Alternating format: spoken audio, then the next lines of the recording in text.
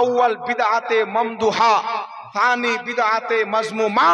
ইমাম শাফি বলছেন বিদআত হলো দুই প্রকার, একটা হচ্ছে ভালো বিদআত, একটা হচ্ছে খারাপ বিদআত। ইমাম শাফি বলছেন যেটা কোরআন এবং হাদিসের মোতাবেক যদিও নতুন কাজ হয় ওটা ভালো, ওটাতে সওয়াব আছে, ওটা বিদআতে হাসানা। আর যেটা কোরআনের বিপক্ষে, হাদিসের বিপক্ষে, আসারের বিপক্ষে, ইজমার বিপক্ষে, ওটা হচ্ছে বিদআতে মাজমুমা, খারাপ বিদআত। জোরে বলেন সুবহানাল্লাহ। কথা বুঝতে পারছেন? তাই রাসূল পাক বলেন মুসলিম শরীফের হাদিস, মান সান্না ফিল ইসলামে সুন্নাতান হাসানাতান ফালাহু আজরুহা। তারপর নবী বলেন মান সান্না ফিল ইসলামে সুন্নাতান সাইয়্যাতান কানা আলাইহি উজরুহা। কেউ যদি আমার ইসলামে কোনো ভালো নতুন কাজ আবিষ্কার করে আল্লাহ তাকে সওয়াব দান করবে, তার আমল করনে ওয়ালাকেও সওয়াব দান করবে। কেউ যদি খারাপ জিনিস আবিষ্কার করে আল্লাহ তাকে গুনাহ দিবেন আর তার প্রতি আমল করনে ওয়ালাকেও গুনাহ দিবেন। এই হাদিসের ব্যাখ্যা মুহাদ্দিস কি করছেন? বিশ্ববিখ্যাত ফকিহ ইমামুল ফুকাহা খাতেমুল মুহাক্কিকিন ইমাম ইবনে আবিদিন শামী ফাতাওয়া শামীর মধ্যে লিখছেন এই হাদিস হলো ফিল ইসলাম, ইসলামের মধ্যে যারা কিয়ামত পর্যন্ত কোন নতুন ভালো কাজ চালু করবে আল্লাহ তার বদলা তাকে সওয়াব দান করবে, তার প্রতি যারা আমল করবে তাদেরকেও সওয়াব দান করবে। জোরে বলেন সুবহানাল্লাহ।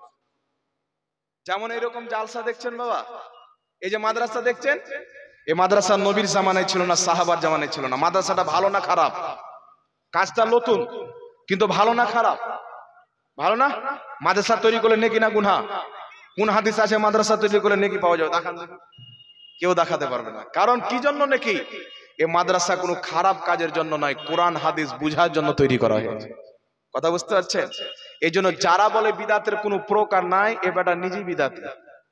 যে বিদাতের কোনো প্রকার মানে না, বিদাতের কোনো প্রকার না মানাটাও একটা বিদাত। কথা বুঝতে পারছেন?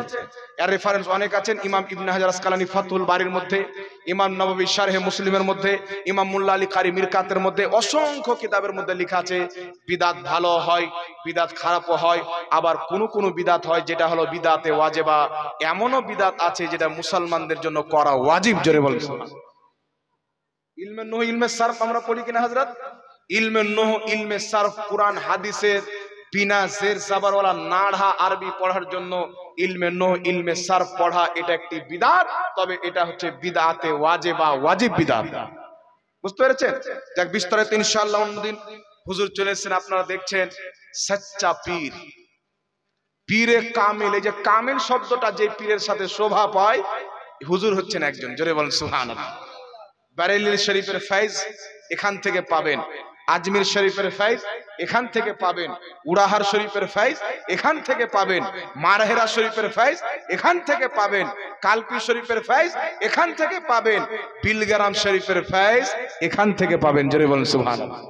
সব রকম ফয়েজ আল্লাহ পাক হুজুরকে এত সম্মান দিয়েছেন। আর আমি যেটা শুনেছি আজকে আপনাদের এখানে বিখ্যাত মুনাজির ইসলাম হযরত আল্লামা মুফতি আলী হোসেন কাদেরী তাহসিনী সাহেব কিবলা মাদ্দাজিল্লাহুল আলী, চিনেন নাকি বাবা? গোপীনাথপুর মাদ্রাসার প্রধান শিক্ষক।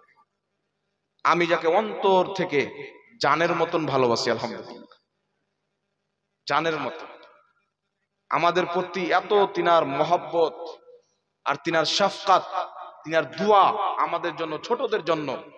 এরকম দোয়া হয়তো অন্য অন্য আলিম নাও দিতে পারে, কিন্তু আমাদেরকে সব সময় দোয়া দেন এবং বড় করার চেষ্টা করেন, আলহামদুলিল্লাহ বলেন। আর ইনাদের কারণ আমরা সিনা চাওড়া করে যেখানে যাই আহলে সুন্নাত ওয়াল জামাতের ডাঙ্কা বাজিয়ে আসি, আলহামদুলিল্লাহ। আল্লাহ পাক ওনাদের কাছ থেকে আমরা শুনেছি হুজুরের কোন আমল আজ পর্যন্ত তিনারা সুন্নাতের খেলাফ দেখতে পাননি।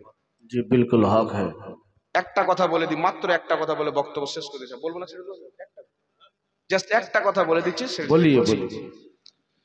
একজন পীরের দরবারে একজন শুনছে যে উনি খুব বড় আল্লাহওয়ালা, তো ওনার দরবারে 40 বছর ছিলেন, একটাও কারামত দেখতে পাইনি।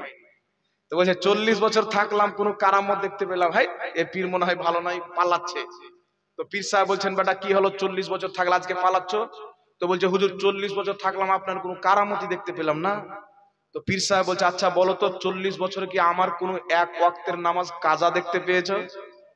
বলছে হুজুর তা তো দেখতে পাইনি। তো বলছে দুনিয়ার সবচাইতে বড় কারামত হচ্ছে নামাজকে কাজা না করা, এর চাইতে বড় কারামত দেখবে? পাও ধরে পড়ে গেল, হুজুর কারামত তো দেখেছি কিন্তু আমি বুঝতে পারিনি যে এটা কারামত। সুবহানাল্লাহ। তো আল্লাহ পাক হুজুরের হায়াতকে দারাজ করুক, সকল বলুন আল্লাহুম্মা আমিন। আসসালামু আলাইকুম। ওয়া আলাইকুম আসসালাম ওয়া রাহমাতুল্লাহি ওয়া বারাকাতুহু। কি লেখা যায়? জালসাতে মেলা হোক বা এমনিতে মেলা হোক বা মাঠে ঘাটে মেলা হোক, যেখানে মহিলারা বেপর্দা লিপস্টিক লাগিয়ে ঘুরে বেড়ায়, যুবক যুবতীরা এক অপরকে তাকায়, এইরকম মেলা দেওয়া হারাম। যারা দিবে পাপী, তাদেরকে তওবা করতে হবে। কথা বুঝতে পেরেছেন? আর জালসার নামে দেওয়া তো বেশি পাপ। ঢোল বাজানো হারাম, ইমামে হুসেনের শাহাদাতকে কেন্দ্র করে যদি বাজায় তো ডবল হারাম। তো মেলা দেওয়া হারাম, জালসাকে কেন্দ্র করে মেলা দেয় তো আরো বড় হারাম।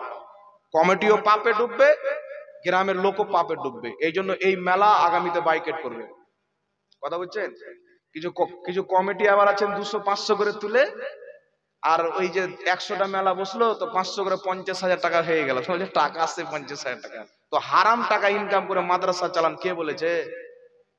কোন হাদিসে আছে? যখন মেলা হচ্ছিল এই মাদ্রাসা চলেনি? ইনশাআল্লাহ মাদ্রাসা কায়েম আছে, চলছে। আমরা সকলে দোয়া করি কিয়ামত পর্যন্ত আল্লাহ এই মাদ্রাসাকে হায়াত দান করুক। সকলে বলুন আল্লাহুম্মা। ভুলকে ভুল বলতে হবে বাবা। এই জন্য এরকম মেলা বসানো বৈধ নয়। বেপর্দা মহিলারা ঘোরার চান্স পেত না যদি আজকে মেলাটা না বসতো। ঠিক না বেঠিক? তো যেই জিনিস হারাম কাজের দিকে নিয়ে যাবে ওই জিনিস করাটা জায়েজ হবে না। আল্লাহ বুঝার তৌফিক দান।